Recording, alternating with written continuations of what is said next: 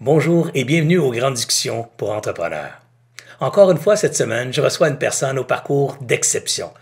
Une personne qui a su relever le défi de l'entrepreneuriat, qui a su surmonter les obstacles, réaliser ses ambitions et définitivement saura vous inspirer, vous aussi, dans vos propres projets entrepreneuriaux.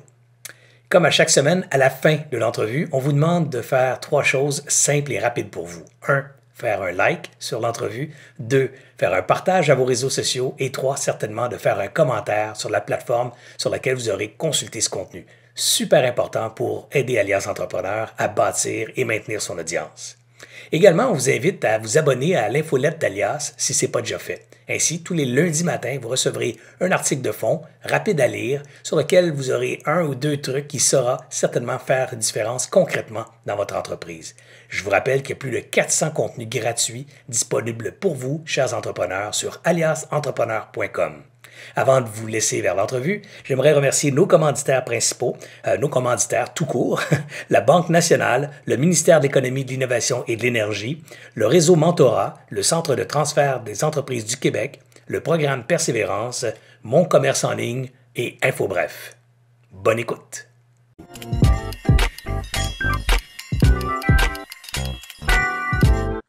Bonjour mesdames et messieurs, Serge Beauchemin ici, alias Entrepreneur. Aujourd'hui, je reçois un entrepreneur particulier dans le sens qu'il a eu du succès dans un domaine technologique extrêmement ciblé, extrêmement niché, mais ô combien important, particulièrement de nos jours. Le domaine, c'est la cybersécurité et l'entrepreneur se nomme Régis Desmeules. Salut Régis, comment vas-tu? Hey, bonjour Serge, très bien. Je suis très content de faire cette entrevue-là avec toi aujourd'hui. On a une belle journée dehors, ça fait que allons-y. Quand tu voudras, je suis prêt à répondre à tes questions. Écoute, merci beaucoup Régis d'avoir accepté mon invitation.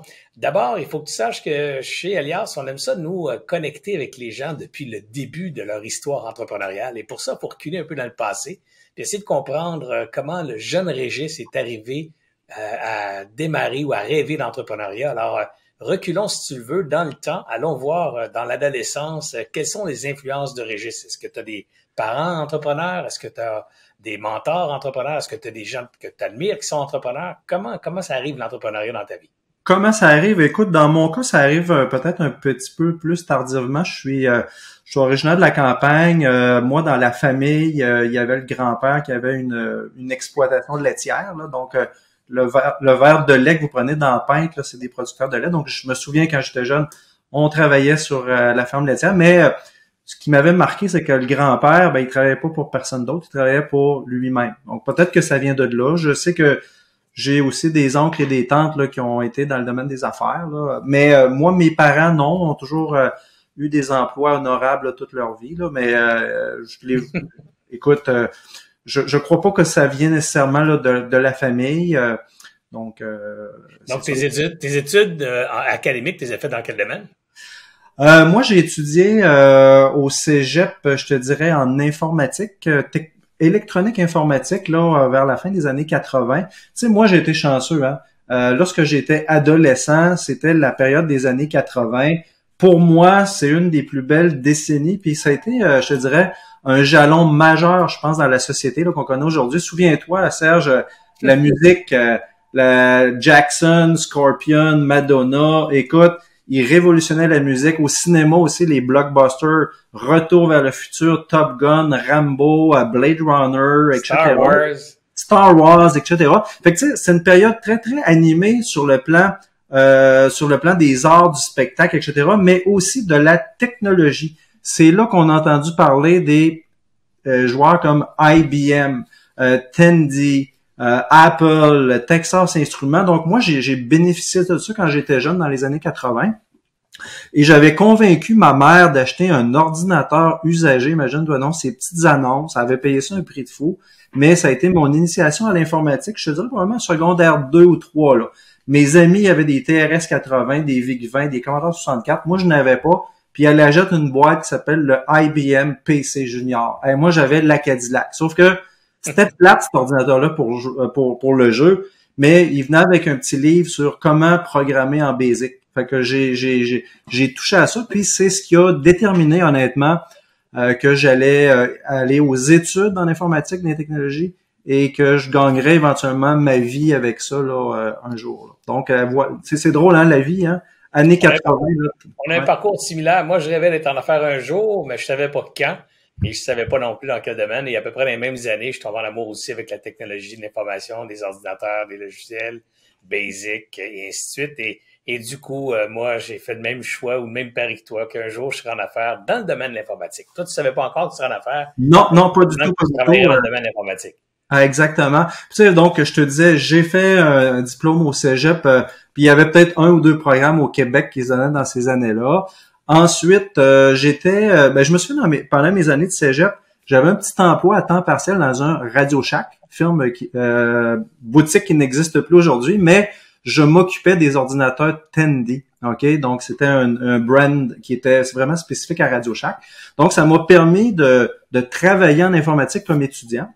Lorsque j'ai terminé le cégep, je suis rentré à l'université, j'ai fait un diplôme plus en informatique de gestion et j'ai commencé à travailler au même moment pour Université du Québec. Écoute, je rentrais dans un département où est-ce qu'il y avait environ 25 personnes, tout le monde c'était des gens de mainframe. Puis là, moi j'étais le premier spécimen qui connaissait un peu la micro, la réseautique, les serveurs, Microsoft, etc. Donc j'ai fait ma place là dans cette la première expérience de travail est souvent très marquante hein, dans une vie là donc c'est quand même intéressant ce que tu dis aussi parce que ton histoire révèle quelque chose d'intéressant et d'important à souligner dans le domaine de l'entrepreneuriat, c'est que t'arrives comme un conquérant dans un nouveau marché, c'est-à-dire un nouveau monde qui se décide, un nouveau marché qui se dessine, qui est celui des technologies de l'information.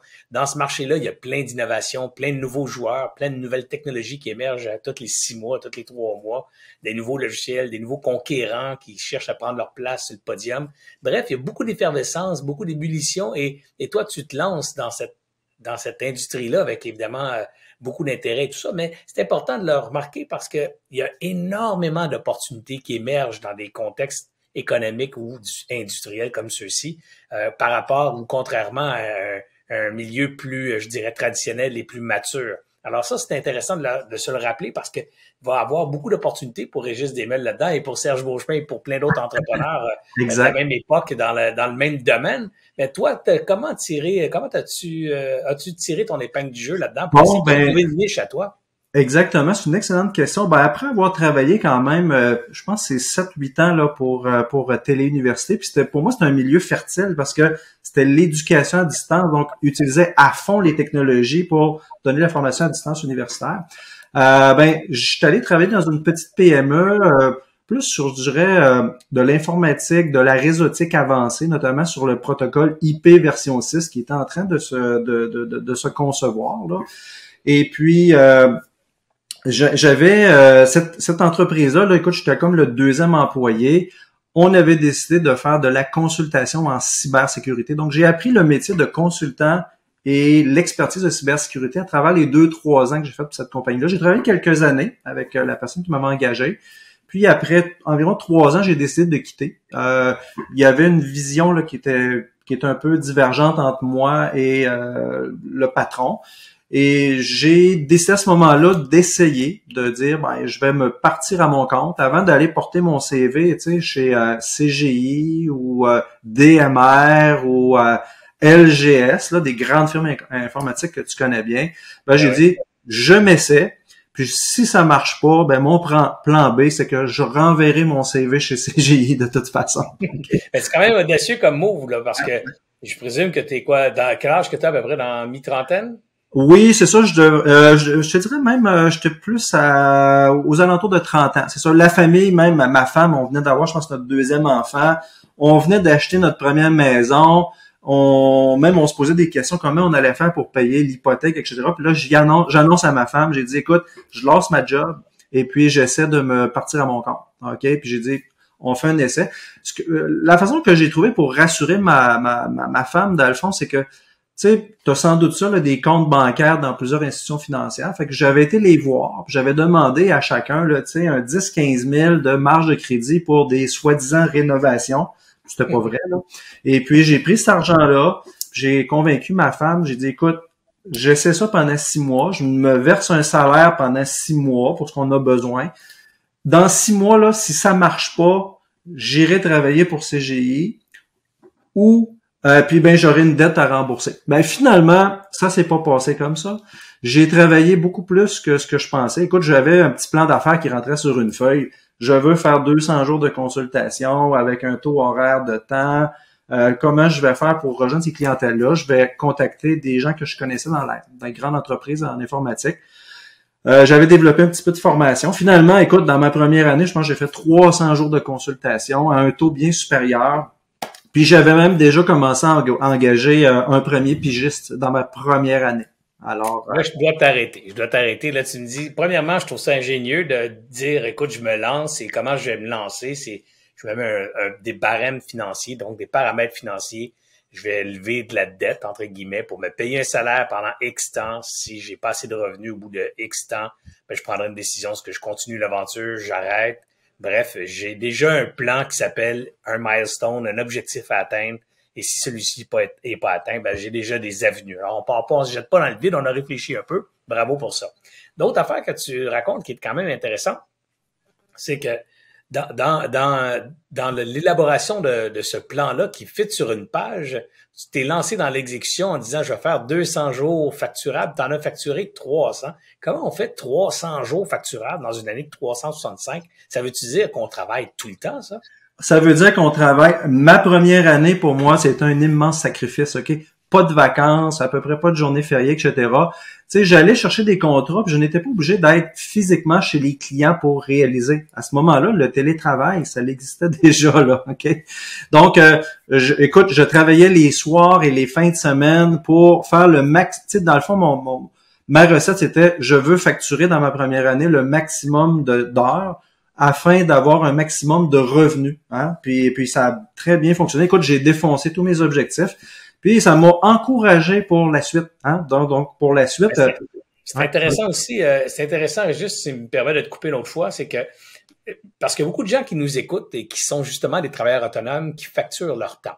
Alors, il faut aussi comprendre que tu es dans un domaine extrêmement effervescent. Donc, beaucoup de demandes pour une expertise comme la tienne en cybersécurité. Très peu de gens qui connaissent ça. Énorme demande qui dit déséquilibre entre demande et offre, dit beaucoup d'opportunités de croissance. Donc, ça, c'est le premier élément. Le deuxième élément, tu dis, écoute, moi, je voulais facturer le maximum d'heures de temps possible dans une année pour engranger ultimement des profits.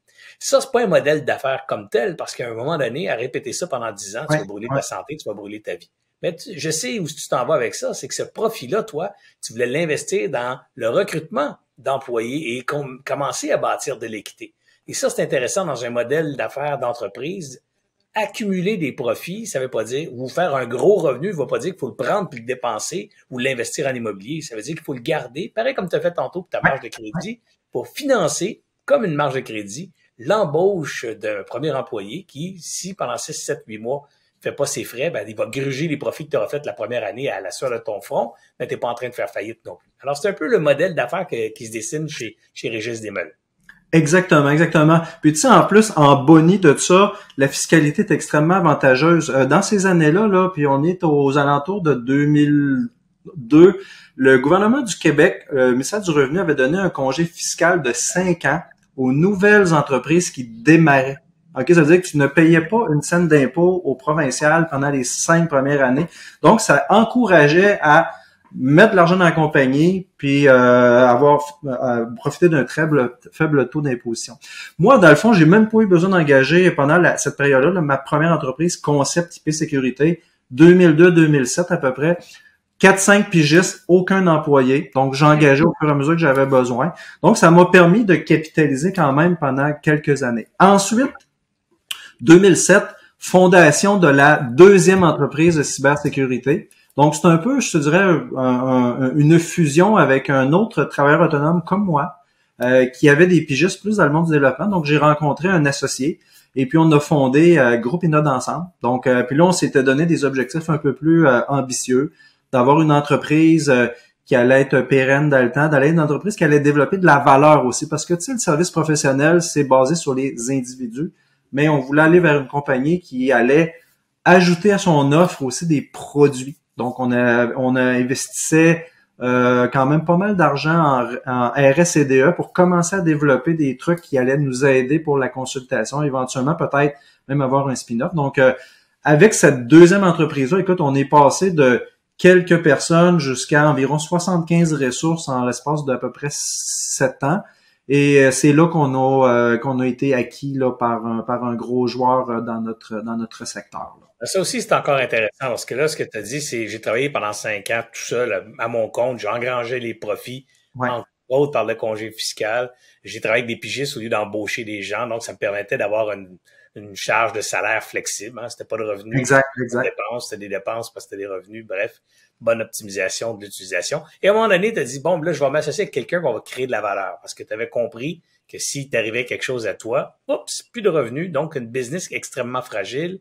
En créant un produit, en créant une autre source de revenus qui ne dépendait pas de capital humain, ben là, tu es en train de créer de la valeur économique que tu pouvais ultimement revendre, et ce qui arrivera plus tard d'ailleurs.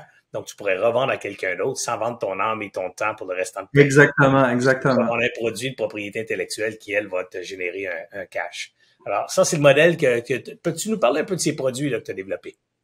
Ben, je te dirais, on a développé un premier produit qui a été un véritable fiasco, là. Je te dirais, le premier qu'on a développé, c'était dans le fond une solution qui récupérait les logs des systèmes informatiques et qui devait, dans le fond, générer des alertes lorsqu'il y avait genre corrélation de ces logs-là. Fait que, écoute, on avait eu, tu sais comment ça fonctionne, une opportunité qui était avec une banque à Montréal, une grande banque canadienne à Montréal, qui nous dit, écoute, moi j'aurais besoin de tout ça. Si vous êtes capable de me livrer ça, je suis prêt à l'acheter. Fait que parfait. Mais tu sais, t'as à peu près pas de moyens. Puis je me souviens, on allait dans des trade shows à Montréal, puis on avait une petite toile là, avec un projecteur, puis c'était ça notre boat, là. C'était très très simple.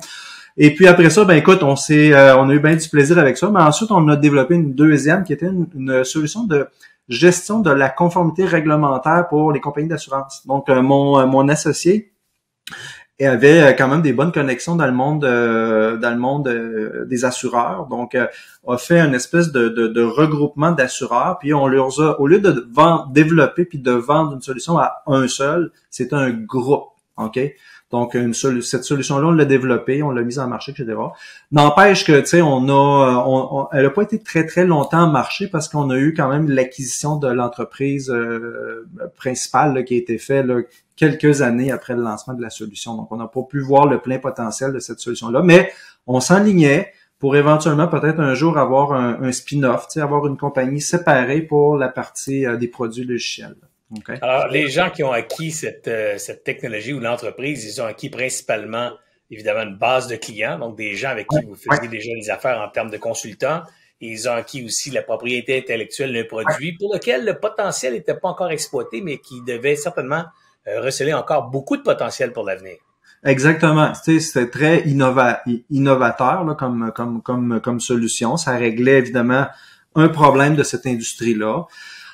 Puis tu as tout à fait raison, tu sais, ton acquéreur, lui, veut s'assurer là de tout ramasser. Donc la propriété intellectuelle, la base de clients, les employés aussi, l'équipe de management, c'est super important. Tu sais, d'ailleurs, c'est pour ça que tu sais, quand tu vis une acquisition, on t'attache souvent quelques années, hein, comme entrepreneur, c'est que tu sais, l'acquéreur, lui, le sait très, très bien que s'il réussit à maintenir en place les personnes stratégiques de l'équipe de management, ben généralement, les employés qui sont derrière ça vont poursuivre l'aventure aussi avec la nouvelle entreprise. De quoi a l'air l'entreprise à ce moment-là, Régis, en termes de capital humain? C'est une taille c'est ça, environ, de mémoire, je te dis ça comme ça, là, mettons 55 employés, une vingtaine de pigistes. Là. Quand je dis des pigistes, souvent c'était des pigistes de longue haleine là, qui étaient avec nous autres depuis peut-être 5, 6, 7 ans. Là, c'était quand même... Puis tu sais, moi, Groupe Inot, ce que je suis très fier, c'est on était dans une époque où il y avait peu de compétition. J'étais comme le gros joueur au Québec en cybersécurité. On avait fait les programmes de sécurité d'un paquet de grandes entreprises au Québec, surtout dans le monde des services financiers, là, bancaires, je pense avec Desjardins, compagnie d'assurance, Industrielle Alliance, La Capitale, etc. Là. Donc, on avait... Et tu sais, quand tu fais du bon travail dans une industrie, ça se sait et on te revient. Fait que 80% de nos revenus, nous, dans le secteur privé, on n'avait pas d'intention d'aller vraiment dans le secteur public. Tu sais que dans ces années-là, en plus, les grandes firmes de consultants, CGI, DMR, LGS, n'avaient que des yeux que pour le secteur public. Hein? Donc, ils misaient beaucoup ces appels d'offres, mais nous, on est allé chercher le secteur privé.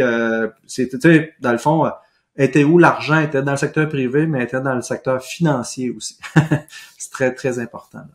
Alors, donc, l'entreprise est achetée ou est vendue ou cédée, là, principalement pour son carnet de clientèle et ses banques de ressources humaines, donc capables de livrer des services, des experts très nichés.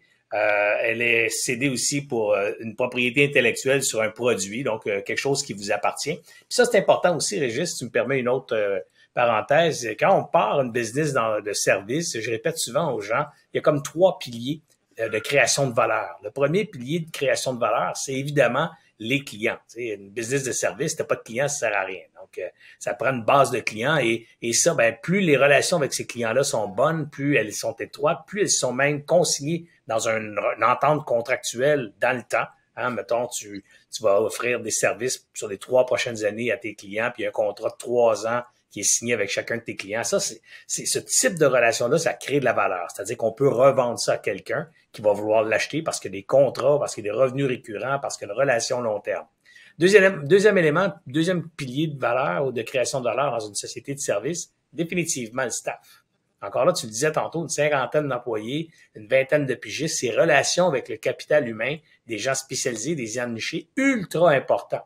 Encore là, si t'es un bon employeur, tu crées un bon climat de travail, tu crées des bons contrats de travail pour t'assurer que ces gens-là restent avec toi puis qu'ils ont des attaches légales, financières, tu les payes bien, tu en prends soin. Ça veut dire que ça se vend aussi à un acquéreur. Ça, c'est une bonne façon de créer de la valeur dans une société de service. Puis le troisième élément, on en a parlé tantôt, une propriété, quelque chose qui est à toi. Dans certains cas, c'est des méthodes, c'est une façon de faire. C'était à la mode il y a plusieurs décennies, ça l'est moins maintenant aujourd'hui. Aujourd'hui, la bonne façon, c'est de développer un produit, quelque chose qui est à toi, qui est unique à toi, que les autres n'ont pas. Et ça aussi, ça crée de la valeur. Donc, 3 piliers de création de valeur pour les entreprises de services. Et j'en parle parce que c'est le fun de ton histoire. T'es parti petit, seul, tu billes ton temps, travailles comme un fou. Ça ressemble tellement à beaucoup de gens qui suivent Alias. Là, ça va être très inspirant ton histoire. Exactement. Tu sais, honnêtement, tu le sais, Serge, j'ai plusieurs chapeaux. Là. J'ai, entrepreneur en cybersécurité, mais je suis également ange investisseur. On se côtoie à travers Ange Québec. Je fais beaucoup de bénévolat, tu sais, avec des entrepreneurs. Puis il n'y a pas d'âge. Écoute, j'ai des jeunes entrepreneurs de 55 ans, comme j'en rencontre de 25. Puis le cheminement que moi j'ai parcouru, je te dirais, est très très très similaire à ce que je vois ailleurs aussi là. Tu sais, c'est sûr qu'il y en a des fois on voit des entrepreneurs moins expérimentés qui arrivent, qui ont un genre de plan de match là qui est vraiment, tu sais, qui essaie de prévoir 5 ans puis 10 ans d'avance toutes les étapes, mais réalistement ça arrive pas ces scénarios là, ok, parce que dans le fond oui, la réussite en entrepreneuriat, c'est 2 choses. Hein. Oui, c'est le travail. Là. Donc, je pense qu'il faut travailler, il faut croire en ce qu'on fait.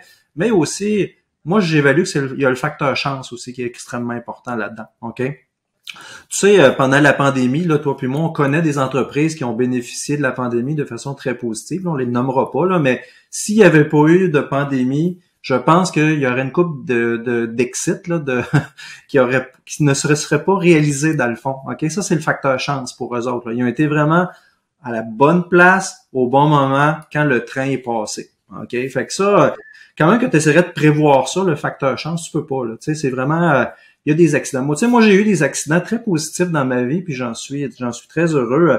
Le premier, tu sais, dans le fond, quand je suis parti de la petite entreprise à ma première concept IP sécurité, la première entreprise qui m'a donné un contrat, qui a dit Régis Desmeules, là, je l'engage pour un petit mandat, 20 jours, ok? Je le connais pas, il me dit qu'il est bon en sécurité, mais il faut que je l'essaye, ok? Ben écoute, ça a été l'acquéreur qui m'a acquis 15 ans plus tard, ok? Et ce joueur-là, lorsque j'étais dans le groupe Inode, ben écoute, à un moment donné, j'ai développé des liens extrêmement proches avec des employés de cette entreprise-là. Et ils m'ont demandé un jour un service. Ils ont dit, écoute, on a un gros appel d'offres. Puis on aimerait savoir ton aide parce que notre compagnie, elle est nationale. Pour Québec, on n'a pas de francophones pour nous aider à répondre à cet appel d'offres-là, qui est un gros appel public du gouvernement. Peux-tu nous aider? Fait que oui, j'ai été les aider parce qu'ils m'avaient donné une chance de partir il y a plusieurs années auparavant. Et ben écoute, j'ai travaillé 3 mois en plein été pour les aider à répondre à un appel d'offres. J'ai mis mes choses importantes de côté pour les aider. Je leur devais ça. Et à la fin de l'année, ils ont appris qu'ils gagnaient ce contrat-là, qui était une valeur de plus de 900 millions de dollars. OK? Wow. Et la petite entente que j'avais, qui était une poignée de main, aucun papier, rien, c'est que s'ils gagnaient ce contrat-là, ils me rappelaient et je les aidais avec mon entreprise. C'est que ça m'a permis de faire travailler une quinzaine de personnes pendant 3 ans, là. OK? Ça, moi, j'appelle ça des accidents positifs. Des accidents positifs. C'est ça, puis j'aimerais ça t'entendre parler justement sur le facteur chance, parce que c'est un peu tabou, hein. Tu sais, les entrepreneurs, quand ils ont du succès, c'est de leur faute, c'est grâce à eux, seulement à eux, rien qu'à eux. Puis quand ça marche pas, ben, c'est pas de leur faute, c'est le contexte, c'est l'industrie, c'est la géo, c'est la géopolitique, c'est autre chose, pas de ma faute, tu sais. Alors, j'aimerais ça t'entendre parler justement du facteur chance. Comment on le place dans l'équation du succès en affaires? Écoute, moi, le facteur chance a toujours été, tu sais, moi, j'ai été dans une entreprise de service toute ma vie. Moi, c'est quoi une entreprise de service? C'est que ma mission, c'est d'aider les autres. OK? Là, je te parle pas de bénévolat, là, mais je te parle de travail. C'est très important, je pense, que chaque entrepreneur détermine c'est quoi sa mission. Moi, la mienne, là, en cybersécurité, là, c'était d'aider les entreprises à faire des affaires plus sécuritaires. OK? Donc, ça, pour moi, j'étais à l'écoute, j'étais là pour leur donner un coup de main. Puis, oui, je le faisais pour gagner ma vie, mais je pense que l'aspect mission était plus important. Et un jour, quand tu fais ça de façon répétée avec des dizaines et des dizaines et des dizaines de clients, un jour, là, la chance, elle va revenir sous une autre forme te voir. OK? C'est comme ça que je vois ça. OK? Quelque sorte, tu prépares les ingrédients de ta chance, hein? Là-dedans, là, je le vis beaucoup avec le mentorat que je fais là avec des entrepreneurs de start-up, avec Le Camp, avec Ange Québec. Je leur donne beaucoup de temps. Puis ce qui m'impressionne, c'est que souvent quand ils appliquent un ou deux conseils, ça a beaucoup d'impact. Et puis là, ils sont redevables à vie envers moi. Et tu sais, écoute, pour moi, là, ce que je leur ai dit était quand même quelque chose de pas très compliqué, mais il était dans une situation où il voyait plus clair, il était effrayé, puis là, moi, j'étais comme la lumière qui venait les éclairer un petit peu, OK? Puis, écoute, je pourrais te nommer 15-20 entrepreneurs, là, qui étaient... C'est ça qui s'est passé dans les 15 dernières années. Donc, ces gens-là, un jour, là, écoute, je te jure, là, s'il y en a qui ont du succès, ils vont se rappeler de Régis Desmeules. OK? Fait que ça, moi, j'ai créé ma chance avec eux autres, là. Puis je continue de le faire. J'ai pas arrêté ça du tout, là. Ben, c'est le fun parce que, tu sais, moi, ce que je pense, c'est que ça prend une certaine humilité pour admettre que la chance joue un rôle dans le succès en affaires. Quand, tu sais, on dit une belle phrase qui remplace ça, ou du moins qui discrédite la chance en lui donnant un nouveau nom. On dit timing is everything. Mais timing, c'est quoi ça? Timing, c'est exactement ça. C'est de la chance. C'est d'être à la bonne place au bon moment. Saisir l'opportunité, ben, faut que tu sois là pour la saisir. Donc, tu sais, le timing en affaires, c'est exactement un autre mot qui définit le concept de la chance. Et on le dit partout, timing is everything. Donc, forcément, le facteur chance est intéressant ou important dans le succès. Puis comme tu dis, ben, pour pouvoir la saisir, sa chance-là, il faut la faire. Puis faire sa chance, ça veut dire de se mettre dans l'action, ça veut dire de se mettre dans le trafic, entre guillemets, de voir passer les autos, d'éviter les mauvaises situations pour pouvoir peut-être justement être opportuniste et pouvoir lever la main ou étirer le bras et ramasser l'opportunité quand elle se présente. Et ça, c'est faire sa chance. Puis sa chance, elle se fait dans l'action, dans le travail quotidien et non en attendant à la maison qu'elle vienne frapper à la porte. Ben oui, exactement. Si t'es tout seul dans ton coin puis tu parles à personne, écoute, la probabilité que tu aies un coup de chance est probablement très faible. Il faut vraiment, je pense qu'il faut être dédié, hein. Faut être dédié, faut avoir la passion. Si tu vas aider quelqu'un, faut pas que tu dises, ben ça me tente pas, mais je vais le faire pareil. Non, il faut vraiment que tu sois motivé. Il faut que tu aies vraiment, pratiquement plus le désir de réussir que la personne à qui tu vas aider, tu sais. Alors, non, c'est vraiment particulier. Puis, tu sais, écoute, là, on est loin de la cybersécurité. On parle de vraiment entrepreneuriat, là, avec la lettre majuscule en E. Ouais, exactement.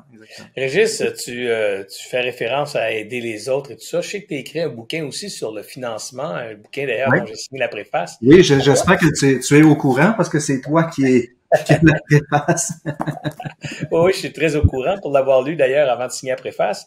Je voulais savoir pourquoi avoir écrit ce bouquin-là. C'est quand même, tu es un spécialiste de la cybersécurité reconnu comme tel, et là, tu as écrit un bouquin sur le financement d'une entreprise. Pourquoi ce domaine ou cette signature-là? C'est une excellente question, Serge. Je me la fais pas poser souvent, mais tu vas enfin avoir la réponse à cette drôle de chose-là. Dans le fond, dès que j'ai vendu mon entreprise, moi, il y a plusieurs années, je m'étais dit, écoute, là, je passe de entrepreneur à ne plus être entrepreneur, hein, tu sais, prendre des décisions 15 minutes, à être au bat tout le temps. Puis là, je me dis, écoute, qu'est-ce que je vais faire? Bon, j'avais décidé peut-être d'investir dans des entreprises, puis bon, je connaissais pas vraiment ça. En dialoguant avec des gens de mon réseau de contacts, on m'a dit, peut-être devrais-tu devenir membre chez Ange Québec. Formidable école pour apprendre le métier d'investissement, etc. Fait que après 2 ans, tu sais, j'ai vu des dizaines et des dizaines de pitchs de présentation d'entrepreneurs. J'ai moi-même investi dans plusieurs dossiers. Là, je pense, écoute, j'en ai une douzaine d'actifs. Moi, j'ai vu des problèmes qui étaient communs à tous les entrepreneurs que j'ai rencontrés. OK? Puis j'en ai rencontré vraiment là, des dizaines et des dizaines. J'ai vu un problème de manque d'éducation et de connaissances dans la terminologie du financement, comment fonctionnent ces instruments-là, comment les utiliser, etc. Hein? Et comme tu le dis dans ta préface, tu sais, le financement d'une start-up avec du capital de risque et du non dilutif ou ce que tu voudras comme véhicule, écoute, il n'y a pas 2 chemins identiques. Dépendamment de la caractéristique de la start-up, dépendamment de son historique, dépendamment des objectifs, etc. Ben, écoute, comment on navigue là-dedans? Très, très difficile. Malheureusement, il y a beaucoup d'informations qui est disponible publiquement, tu sais, sur les sites web des BDC, des banques, des organismes publics d'aide, etc. Mais, tu sais, c'est très distribué, et 2, c'est très marketing, OK? Donc, c'est pas là que tu es capable d'avoir une vue d'ensemble. Donc, moi, j'ai dit, il y a un problème. Tu sais, les entrepreneurs, on est bons pour ça, nous autres, hein? On identifie des problèmes, mais on arrive avec une solution. Donc, j'ai dit, c'est ça le problème. Maintenant, la solution numéro 1, pour moi, là, devait être une présentation PowerPoint, une formation d'une journée, OK? Or, quand j'ai fait ma table des matières, j'ai dit, aïe aïe, ça va prendre 5 jours de formation. C'est vraiment trop long, ça marchera pas. Donc, je me suis reconverti au format du livre, où est-ce que je pouvais mettre beaucoup plus d'informations. Je n'en étais pas à ma première expérience littéraire, c'est ma deuxième publication dans les 15 dernières années. Donc, c'est pour ça que tu sais, j'avais déjà une expérience et moi, j'ai un talent qui est inné pour l'écriture. OK? Donc, ce talent-là m'a servi. Probablement que j'ai pondu ce livre-là en la moitié moins de temps que une autre personne, tu sais, je te dirais là, qui a un niveau d'écriture et qui a jamais eu d'expérience ça pourrait faire. Donc, pour moi, j'ai eu du plaisir à écrire ce livre-là parce que ça m'a permis de consolider de l'information, de la connaissance. Et dans le livre, il y a des centaines de conseils pour les entrepreneurs. Puis là, tu sais, je pourrais comme investisseur leur dire, écoute, vraiment là, ne pas les aider, puis vraiment prendre l'approche de l'investisseur, puis d'être pas fin, tu sais, avec les entrepreneurs. Au contraire, je les mets en garde contre certains, peut-être certaines facettes un peu, tu sais, qu'on n'aime pas nous-mêmes là, comme investisseurs. Tu sais, moi j'ai vu des cas où est-ce que écoute, il y a des investisseurs qui demandaient 50% des parts là, d'une entreprise pour investir. Tu sais. Puis là, le conseil que je leur donne, c'est que si ça t'arrive, ben prends tes jambes à ton cou puis va-t'en à la course. Tu sais. Ce n'est pas un investisseur, ça, c'est un requin. Tu sais. Fait que, donc, tu vois, je prends beaucoup la part de l'entrepreneur dans mon livre, puis c'est ça qu'on me donne. Puis tu as fait partie de mon livre. J'ai aussi 5 réviseurs qui m'ont beaucoup conseillé, dont Louis, que tu connais, etc. Puis j'en ai un autre qui m'a dit, écoute, Régis, il manque un peu de ton ADN dans ce livre-là. OK? Donc, j'ai dit, c'est quoi l'ADN? Donc, une fois qu'il m'a donné son explication, puis le type, Guy, avait participé quand même à la rédaction de la biographie de Robert Dutton chez Rona. Donc, j'ai discuté quelques fois avec lui, puis je me suis rendu compte que ça prenait dans mon livre, c'était des expériences personnelles de Régis l'entrepreneur. OK? Tu sais, les histoires que je te conte tantôt, là, j'ai emprunté quand j'ai parti, tout ça. Tous des conseils que tu retrouves là-dedans. Et la majorité des commentaires que j'ai des entrepreneurs qui sont procurés le livre et qui l'ont regardé, c'est écoute, ils se retrouvent là-dedans. Hein. Ils se retrouvent vraiment là et ils me disent, écoute, la situation que tu décris, là, c'est tellement celle-là que je vis, là, puis je suis content de voir que je suis pas le seul à être passé par là. Donc, le produit répond à un problème, c'est une solution à un problème. Maintenant, je n'ai pas écrit un livre j'ai pas écrit ce livre-là pour faire des sous. Moi, je l'ai fait encore une fois dans un objectif de, je te dirais plus altruisme. J'ai payé mes frais pour le livre, puis écoute, c'est pas, je vivrai pas de ça là, parce que tu sais au Québec de toute façon, les écrivains sont. C'est trop niché pour en vendre suffisamment de livres au Québec comme sujet. Ouais. On peut se le procurer à quel endroit le livre, Régis? Ça s'appelle Réussir son premier financement. Il y a plusieurs Archambault, Renaud Bré, Amazon. Librairie en fait, et on peut le mettre. Ouais, c'est ça. Puis en fait, si jamais quelqu'un ne le trouve pas, il me contacte puis je vais lui pointer le bon endroit. Parfait. Dis-moi, comment tu vois le marché de la cybersécurité maintenant à l'aube là, à l'aube. On n'est plus à l'aube. 2023, on est en plein dedans. Là. On est en plein dedans.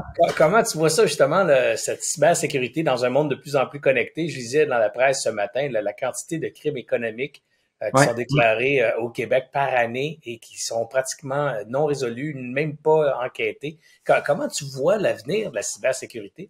Ben, tu sais, moi, j'ai commencé à travailler en cybersécurité en 1998. Je dirais, de 98 à 2002, il fallait faire de l'évangélisation, tu sais, pour informer nos clients de l'existence de certaines menaces. Puis encore là, écoute, des fois, on travaillait fort en Titi pour avoir un petit contrat, là. 2002, explosion de l'Internet, là, iPhone, etc. Là, on a commencé à voir, tu sais, l'entreprise partait d'un monde, excuse l'expression, analogique et s'en allait vers le digital, hein. Puis là, c'est là que l'histoire de la cybersécurité commence. Donc, plus on va vers le digital au niveau des affaires, plus il y a des risques, etc. Et depuis 4-5 ans, c'est une explosion là,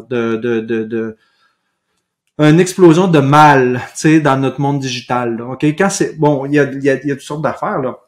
Il y a des cybercriminels, mais maintenant il y a des États qui s'en mêlent. Là. Tu sais, on a une situation géopolitique incroyable là, entre l'Ukraine et la Russie.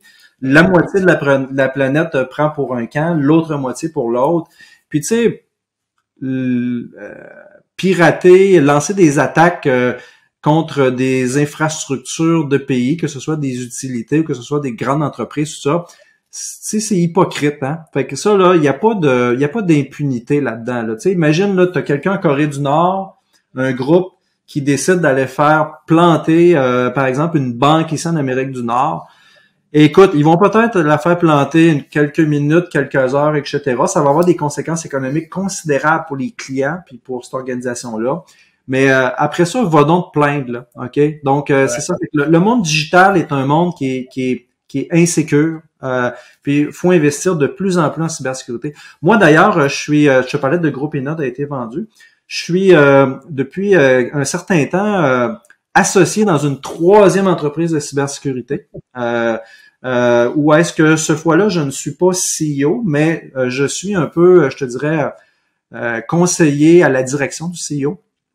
Puis c'est une CEO qui a décidé d'attaquer le marché de la PME. Moi, je trouve personnellement qu'au Québec, le parent pauvre de la cybersécurité, c'est les 70 000 PME qui existent. OK? Puis cette entreprise-là, c'est un des rares joueurs, le groupe CyberSwat, qui a développé une offre avec des forfaits, qui a écouté la PME a dit, écoute, nous, on veut bien en faire de la cybersécurité, mais on n'est pas capable d'engager des experts. Ça coûte trop cher. On n'est pas capable de les trouver, probablement, parce qu'il y en a une rareté de la main-d'œuvre.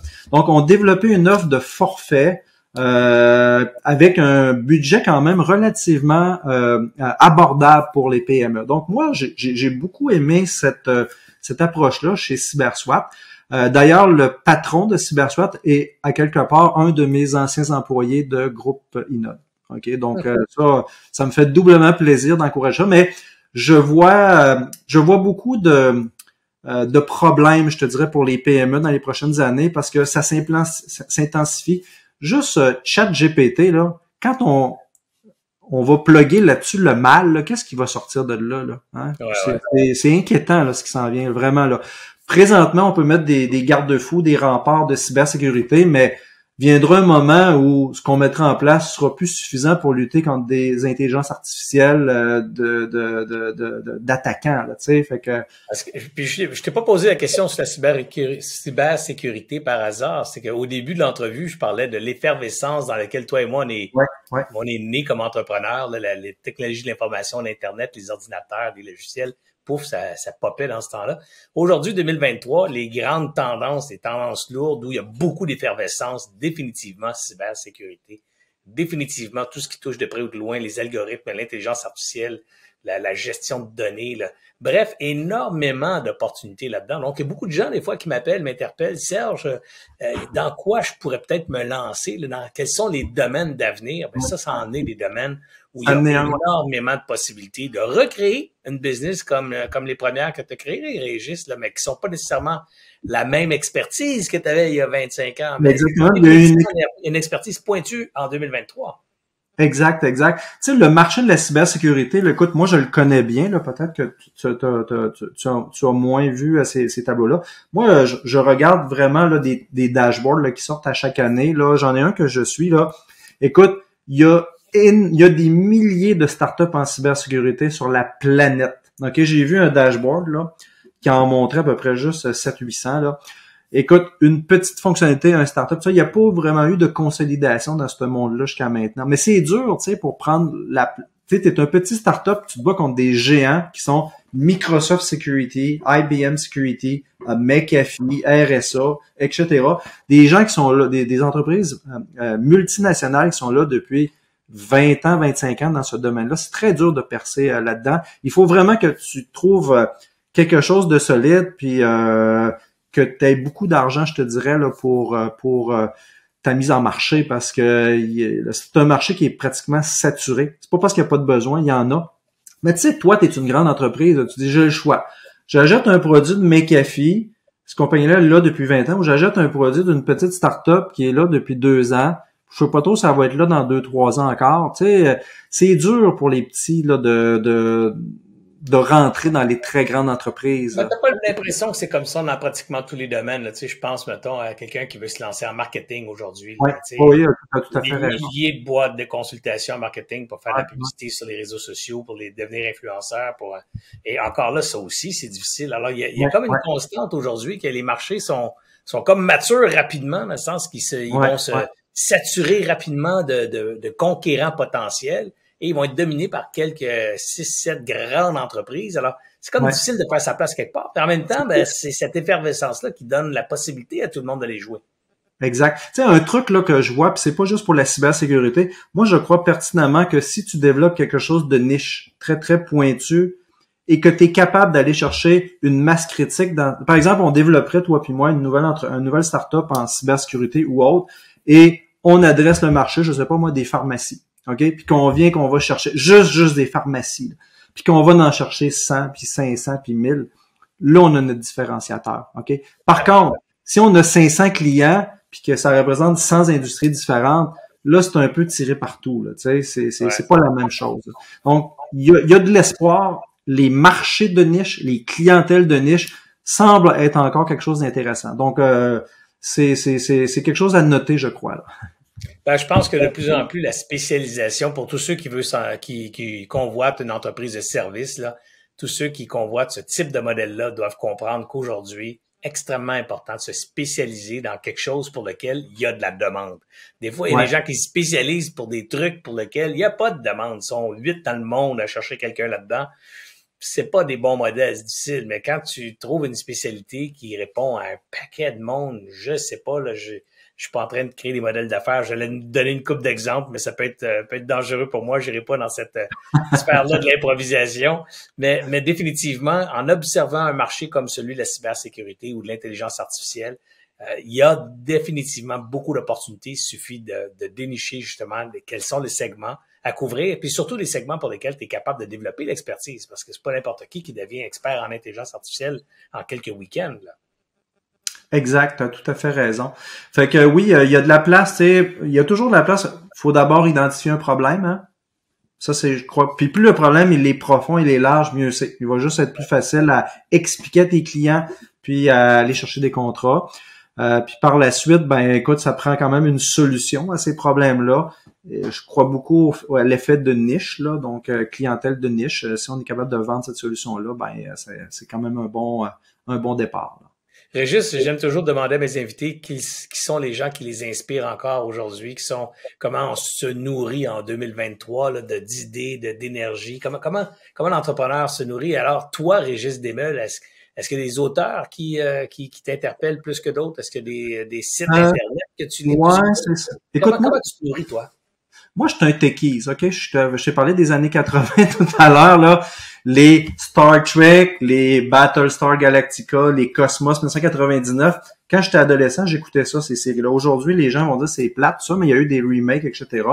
Donc, j'adore les trucs de science-fiction, j'adore les Star Trek, il y a eu 5, 6, 7, 8 franchises, là. Écoute, ça explose partout. Donc, écoute, il y a une certaine époque de ma vie où j'avais beaucoup d'admiration pour Steve Jobs, ok, parce que, par contre, je le trouvais bizarre, ok, c'est un gars qui avait de l'air très ingénieux, mais il avait de l'air à être, son interface humain, à part d'un grand show, avait pas de l'air à être très intéressante. Warren Buffett, pour son côté ultra conservateur aussi, m'a beaucoup inspiré. Je trouvais que ce monsieur-là, qui est encore en vie d'ailleurs, je pense qu'il doit être pas loin de 90 ans, vraiment là, c'est un peu, ayez confiance dans les taux d'intérêt composés. Hein? C'est ça qu'il nous disait, là. Investissez un petit peu à la bourse, mais soyez prudents. Ici au Québec, honnêtement, ben tu sais, comme je suis originaire de la technologie, moi il y a 2 personnes, Charles Sirois, ok, on entend peu parler Charles Sirois, mais qui est quelqu'un qui a fait sa bosse quand même pas mal. Hein? Moi, c'est un des entrepreneurs qui m'a le plus impressionné au Québec. C'est les Globes, écoute, c'est une compagnie de satellites, c'est bon, il faisait de l'interurbain partout sur la planète, là, c'était vraiment un gros Microcell, Fido, c'est lui, là, tu sais, qui a fondé. On a juste à penser à Pangea, ceux qui ne connaissent pas, là, aller lire sur son modèle d'affaires actuellement, c'est un homme d'une intelligence supérieure, ça c'est clair. Exact. Puis enfin, le 4e, je te dirais, autre Québécois, Serge Godin aussi, que moi je trouve qu'il y a beaucoup de mérite, là, tu sais. Ouais. Écoute, aujourd'hui, il rivalise avec IBM, là, puis Microsoft, là, je me souviens pas de la quantité d'employés qu'il y a maintenant sur Nexus, c'est 250 000 ou 300 000, mais écoute, il est parti dans un garage pas loin de chez vous, là, tu sais, avec ses amis, là. Donc, il a inventé, je te dirais, le service professionnel un peu au Québec, où c'était un des précurseurs de ça au Québec, là.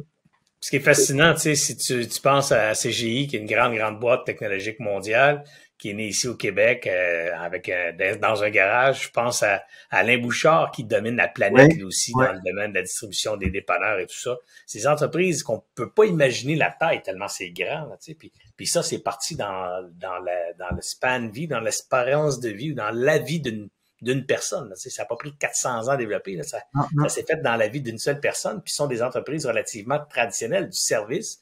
OK, c'est du service informatique, mais ça reste une boîte de service quand même. L'autre bord, des dépanneurs, c'est relativement traditionnel comme business aussi. Alors, il faut pas chercher toujours la patente tellement compliquée que tu es le seul à pouvoir l'inventer. Des fois, je le répète encore, trouver des opportunités dans lesquelles il y a beaucoup de demandes et trouver une stratégie qui permet de créer de la valeur là-dedans, c'est souvent le chemin qui mène à la pérennité puis à la croissance à long terme. Mais j'aime bien ça, Serge, ton dernier commentaire, la simplicité et non la complexité. On voit beaucoup d'entrepreneurs qui se grattent la tête pour rajouter un zillion de fonctionnalités sur leur truc. Mais tu sais, des fois, le client, il a besoin de 1 ou 2 affaires là, qui sont beaucoup plus simples que tu pourrais imaginer. Livre-leur moins, mais qui vont aimer plus. Ça fait partie des clés du succès, là, je pense. Regarde, on peut en prendre un autre entrepreneur relativement récent, là, Dominic Brown, qui connaît un succès fulgurant en vendant de la crème glacée puis du chocolat. Là. Exactement. Il y a plus de 60 ans. Le modèle d'affaires qui existe probablement depuis 75 ans. Je pense à Dairy Queen, je pense à la crèmerie, la crèmerie ou la crémière.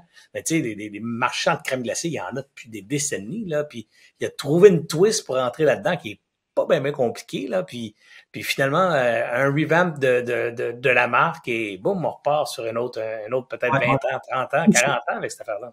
Tout ça pour dire, c'est qu'il n'y a pas de domaine d'affaires où tu ne peux pas avoir une vision puis devenir un leader. Là, peu importe le domaine d'affaires, il y a de la place. Ça pourrait être dans les camions à ordures, le recyclage, imagine ce que tu voudras. Là. Il n'y a pas de mauvais domaine pour s'essayer puis y avoir du succès. Là. Ouais.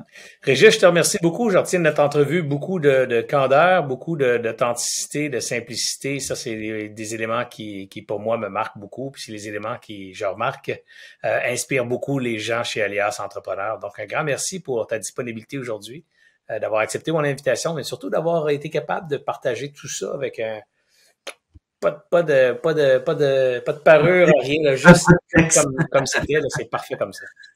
C'est bon. Ben merci Serge de m'avoir reçu dans ton podcast. Puis je nous souhaite du succès pour cette émission-là et qu'on batte tes codes d'écoute.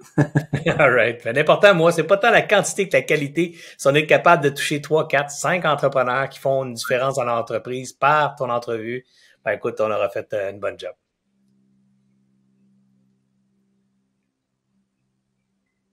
Je termine l'entrevue comme ça. Je suis désolé s'il y a un petit blanc. Marianne, faudrait que tu notes aussi parce que ça a gelé sur mon écran. Fait que je pensais que ça avait gelé complètement, mais finalement, probablement pas. Alors, je vais faire la conclusion tout de suite. En 3, 2, 1. Alors, quant à vous à la maison, si vous avez aimé ce que vous avez entendu aujourd'hui, on vous demande toujours les 3 mêmes actions, c'est-à-dire la première, évidemment, de faire un like, un j'aime sur la plateforme que vous avez utilisée pour consulter ce contenu. On vous demande aussi de le partager à vos amis, à votre propre réseau et surtout, faire un commentaire d'appréciation. Les commentaires, évidemment, ont plus de poids dans les engins de référencement. Alors, encore une fois, merci Régis Desmeules. Bienvenue Serge. Et à vous, ben, on vous attend pour une prochaine diffusion sur Alias Entrepreneur.